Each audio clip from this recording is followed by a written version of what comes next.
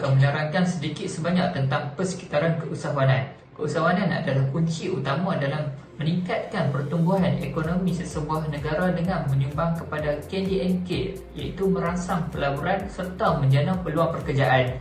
Di samping itu, keusahawanan merupakan pemakin kepada penjanaan inovasi serta menjadi wadah meningkatkan taraf sosioekonomi masyarakat dengan menyediakan peluang ekonomi kepada pelbagai lapisan masyarakat. Walau bagaimanapun, cabaran terbesar pihak kerajaan seluruh dunia adalah untuk beralih dari ekonomi tradisional ke arah ekonomi baharu. Usahawan yang dilahirkan perlu dilengkapi dengan kemahiran abad ke-21, pendigitalan, operasi perniagaan dan berkolaborasi dengan usahawan lain untuk terus bertahan dalam persekitaran dinamik ini. Malaysia telah pun melaksanakan pelbagai program pembangunan keusahawanan yang meliputi pembiayaan, penyelidikan dan pembangunan PNP, iaitu latihan dan pembinaan kapasiti, infrastruktur, pemindahan teknologi dan akses pasaran. Bismillahirrahmanirrahim. Saya akan membentangkan pinjaman keusahawanan global. Berdasarkan analisis di peringkat global, negara seperti Amerika Syarikat, United Kingdom, Kanada, Jerman, Singapura, Thailand, Vietnam dan Indonesia telah memperkenalkan dasar keusahawanan yang tertumpu kepada usahawan dan perusahaan kecil dan sederhana, iaitu PKS, dengan menitik beratkan usaha untuk mengaruskan perdanakan agenda keusahawanan.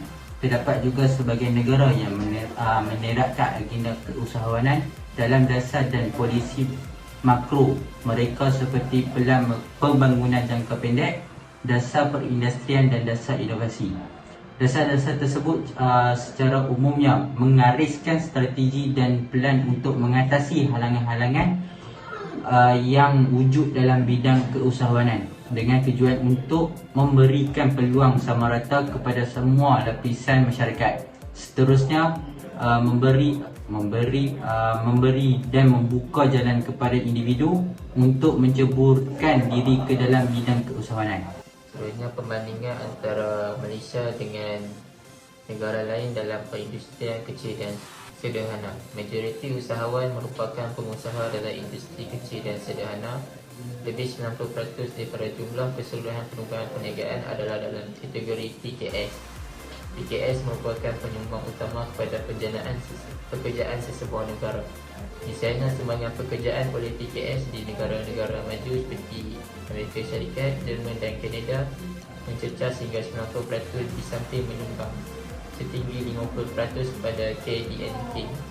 Manakala di Jerman, PKS atau dalam bahasa lokalnya disebut sebagai Mittelstand, mempunyai rangkaian perniagaan yang kukuh dan mampu mengeksport produk dan perkhidmatan yang bernilai tambah tinggi sehingga ke pasaran antarabangsa, selain menyumbang kepada 68.5% daripada jumlah nilai ekspor Jerman. Akan menceritakan tentang transformasi ke arah ekonomi baru. Keusahawanan dan inovasi merupakan kunci dalam transformasi ekonomi menuju ke ekonomi baru. Proses ini melibatkan peralihan dari model ekonomi tradisional ke model yang lebih kolaboratif dan berasaskan berpengetahuan tinggi.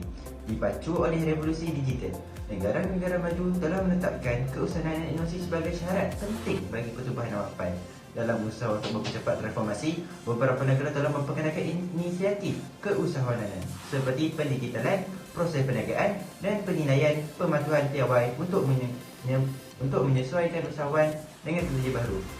Walaupun begitu, Malaysia perlu merangkak dan melaksanakan dasar keusahawanan yang lebih difokuskan untuk memperbaiki ekosistem keusahawanan dan memenuhi keperluan serta kemahiran yang relevan demi mencapai visi ekonomi baru.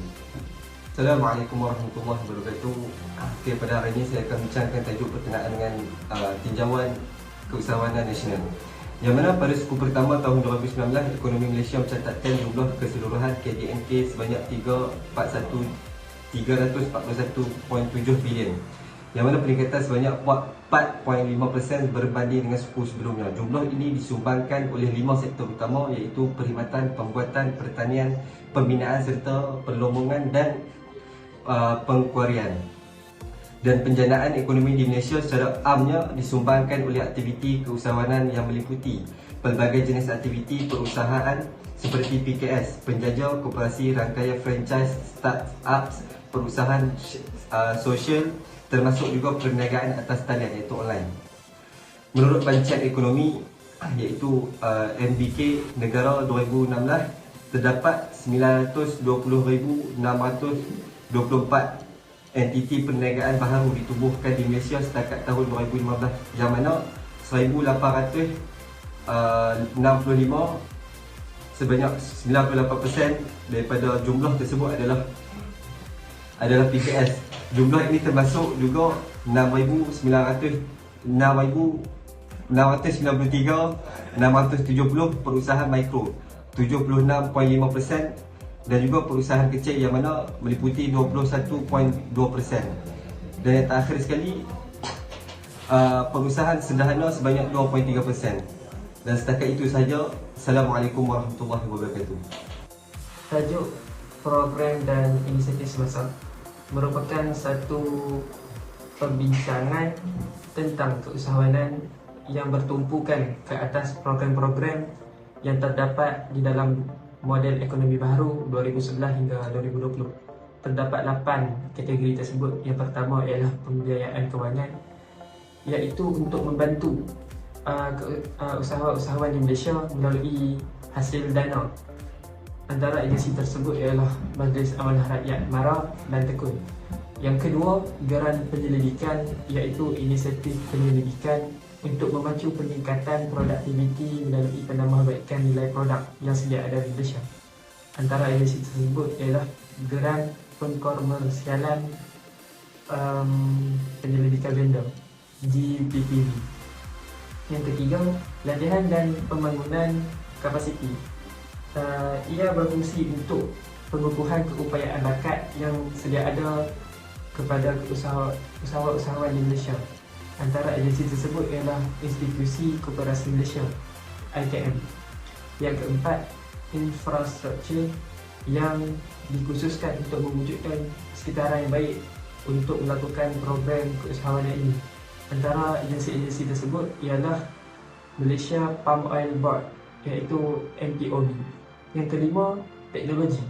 Teknologi ini diaplikasikan dalam inovasi untuk menghasilkan sesuatu produk dengan penerapan teknologi yang lebih baik. Antara agensi tersebut ialah MTDC, Malaysia Technology Development Corporation. Yang keenam adalah akses pasaran. Akses pasaran ini digunakan khas untuk merebut peluang perniagaan yang sedia ada di Malaysia.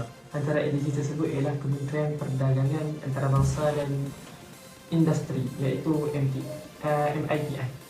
Yang ketujuh, perusahaan sosial. Ia memberi impak sosial atau alam sekitar yang positif secara proaktif kepada masyarakat dan usahawan-usahawan di Malaysia. Agensi-agensi yang terlibat ialah akreditasi perusahaan sosial yang disahkan oleh MPD. Yang ke-8 adalah pengantarbangsaan, iaitu peningkatan nilai ekspor untuk usahawan-usahawan Malaysia kita berjaya untuk mengawal keuntungan yang lebih besar. Antara agensi-agensi tersebut ialah Matrix. Sekian daripada saya.